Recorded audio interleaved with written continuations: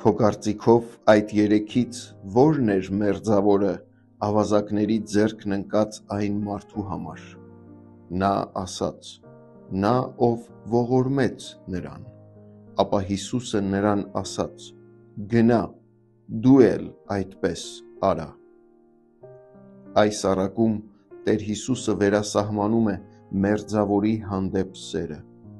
Քահանան, ուղևտացին տեսան վիրավոր ընկած մարդուն, տեսան կարիքը, բայց ավելի նախընտրեցին անտարբերությունը, քան կարեկցանքը։ Սամարացին չհարցրեց. արդյոք վիրավոր մարդը արժանի էր օգնության, նա պարզապես գործեց գութ ցույց տալով։ Աստվածային սերը մղում է մարդուն լինել գթառատ այլ մարդկանց նկատմամբ և օգնել կարիքի մեջ եղողին։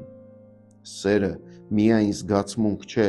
այլ հանձնառություն գործելու։ Սամարացին, թեև արհամարհված էր հրեաների կողմից, արտացոլեց Քրիստոսի սիրտը սիրելով։ Նա չշրջանցեց ընկածին, բայց շրջանցեց մշակութային և անձնական բոլոր սահմանները։ Սերը թանկ արժե, այն պահանջում է ինքնազոհողություն։ Աստված խաչի վրա վճարեց այդ թանկ գինը, երբ տեսավ մեղքի մեջ ընկած մեղավոր մարդ արարածի անօգնական վիճակը։ Այս պատմությունը կոչ է հավատացյալներին գործնական սեր ցուցաբերելու։